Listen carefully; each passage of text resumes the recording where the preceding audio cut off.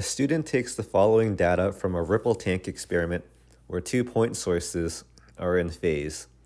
N equals 3, x3 equals 35 centimeters, L equals 77 centimeters, D equals 6 centimeters, and theta 3 equals 25 degrees. And the distance between identical points on crests is 4.2 centimeters. From these data, you can work out the wavelength in 3 different ways. Carry out the relevant calculations to determine the wavelength. All right, so I'm going to be trying to determine the wavelength in 3 different ways. Method number 1 is the most straightforward one. It says we have 5 crests in 4.2 centimeters. 1, 2, 3, 4, 5. So from here to here, 5 crests, we got 4.2 centimeters. We can work out the wavelength just by looking at that picture. How many full cycles fit there? I'll just run over it with a highlighter. 1 full cycle, 2, 3, 4 full cycles. So we got 4 full cycles. So 4 wavelengths equals 4.2 centimeters. So 1 wavelength will just be 4.2 divided by 4, which is 1.05 centimeters. Okay, so that is the wavelength calculated just by knowing how far it is between 5 crests. Different than what we had on the first one we calculated. It was, let's solve it a different way.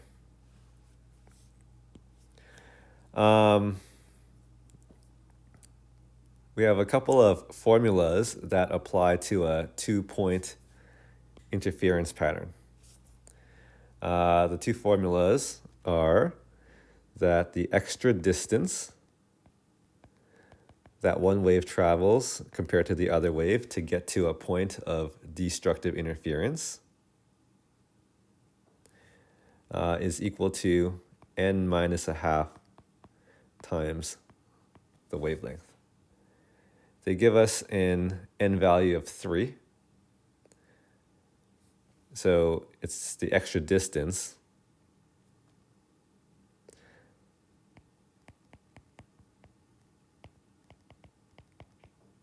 Will be 2.5 lambdas, or I'm going to write it as 5/2 wavelengths. Okay, so that's substituting the n value of 3 that we are told. Now there is a second formula for extra distance. Extra distance, based on geometry and trigonometry, will equal to the expression d sine theta. D stands for how far apart the sources are. So if you have 2 sources, D is how far apart they are. And then if we're looking for a point of destructive interference, or, well, it doesn't even have to be destructive interference. It can be any random point where the 2 waves are going to intersect each other. I'll just call it point P.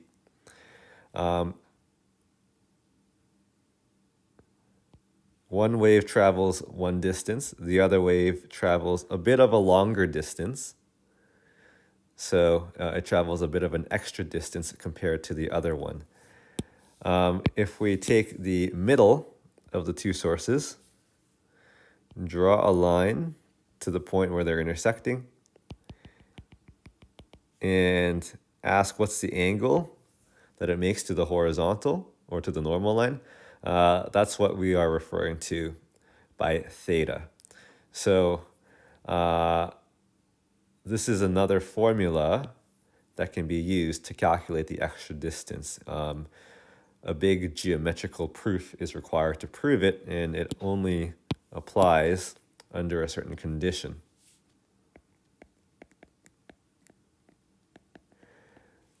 If the if the point P is far, like really far away compared to the D value.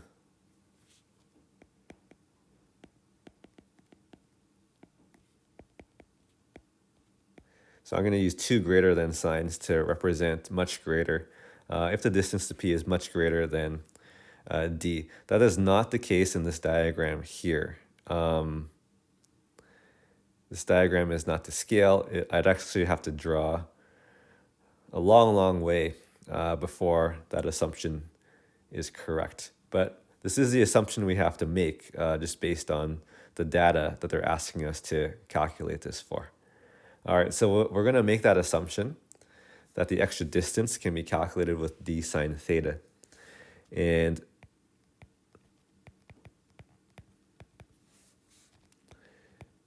then set the equations for extra distance equal to each other. That'll allow us to solve for the wavelength. So just multiply both sides by 2, divide both sides by 5, and I get lambda.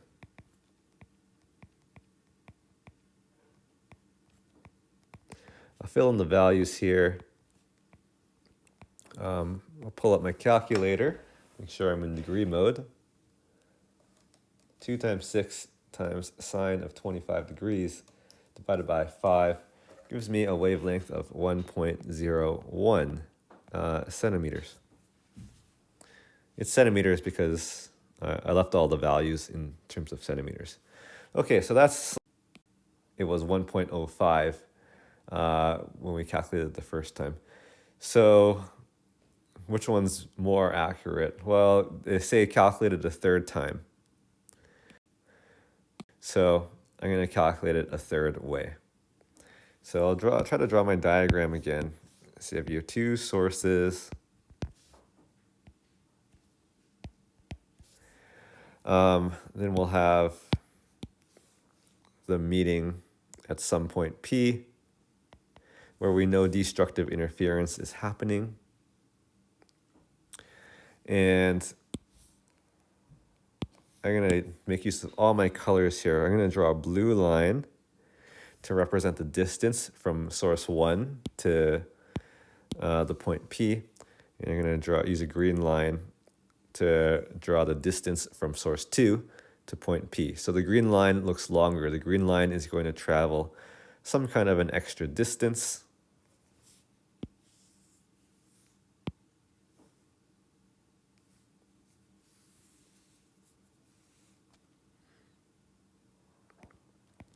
And we can apply the formula from before. Extra distance will equal to 2.5 wavelengths because the n value is 3 for this. So previously I calculated the extra distance using a trigonometric relationship.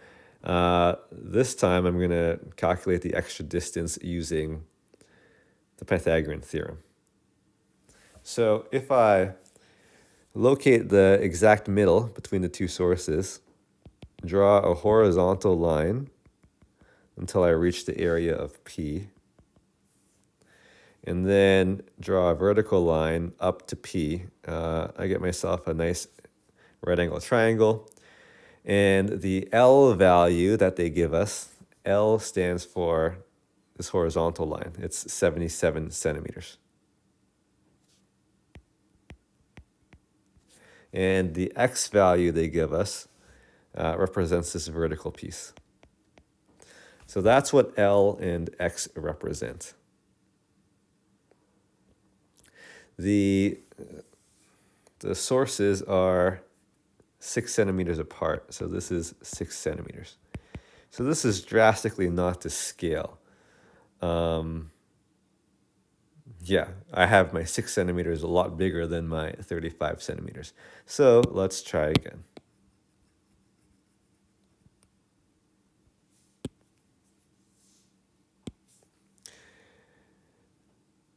To make it more to scale, I'm going to draw it in a different order.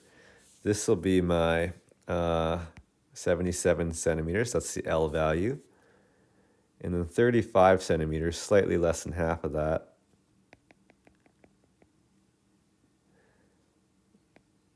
That's the x value that they provide. Okay, so point P is going to be over here. And the two sources are 6 centimeters apart. So let's draw them a lot closer together compared to the other lines that I drew. Probably something like that is more appropriate. So that's 6 centimeters separating the two sources. Now, instead of putting a 6,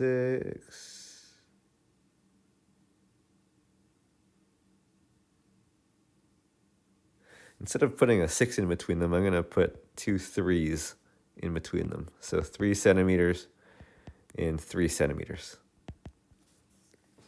I think that might make it a bit easier to calculate. So colors, blue line represents the distance from source 1 to the point P, and green line will be the distance from source 2 to point P. The green line's a little bit longer. I want to calculate how much longer. I'll use the Pythagorean theorem. So start with the blue line. If I were to create a right angle triangle out of this, the length would be 77 centimeters. The height would be, I would say, 32 centimeters because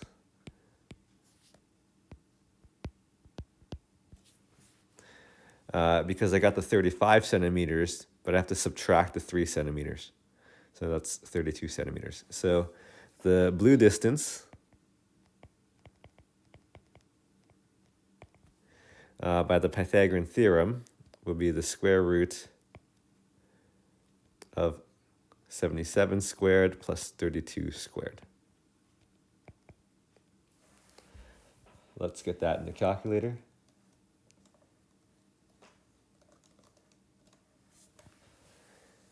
Get 83.38 centimeters. The green distance.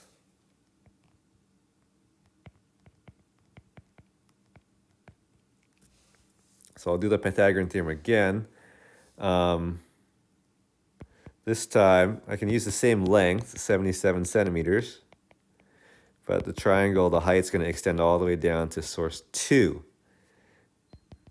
So the height is going to be all the way there. I would say that's 38 centimeters.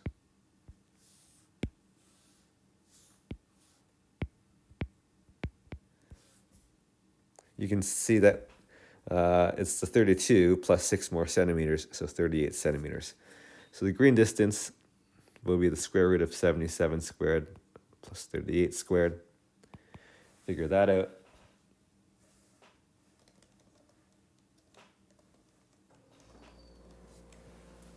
And I get 85.87. Okay, so going back, I can subtract these two.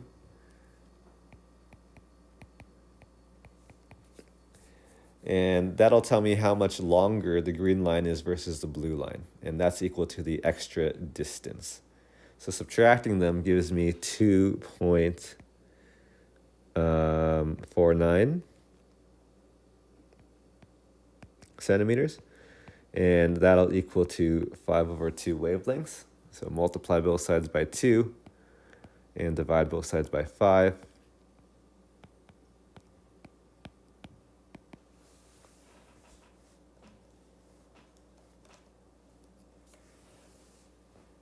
And that gives me a wavelength of 0.996.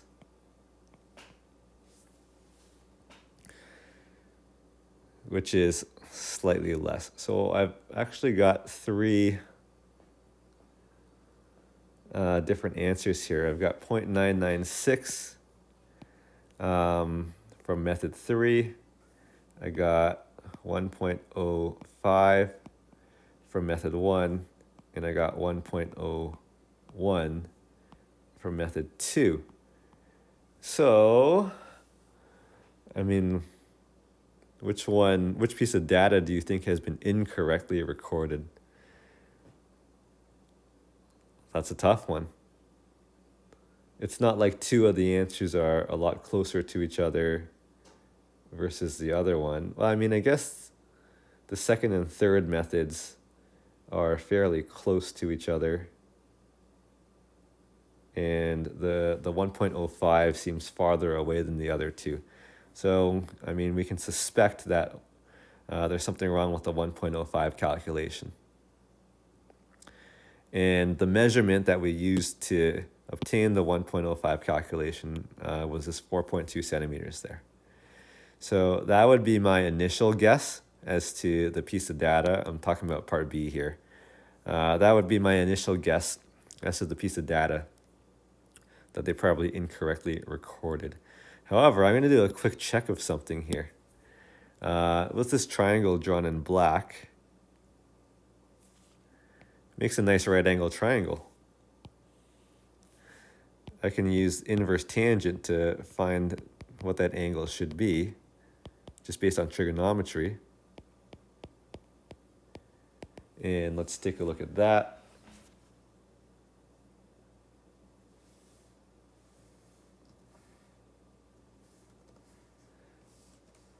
Okay, my calculator gives 24.4 degrees, so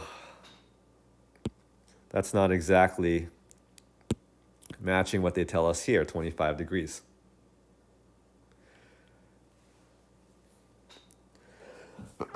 Excuse me.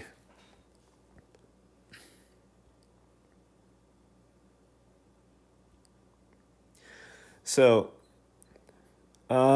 if they measured that with a protractor, maybe it is 25. Maybe they didn't measure 35 right. Maybe they didn't measure 77 right. So there's so much that could have been, there's so much that's just off. But this is the nature of physics labs. We make measurements and we're limited by the tools we have.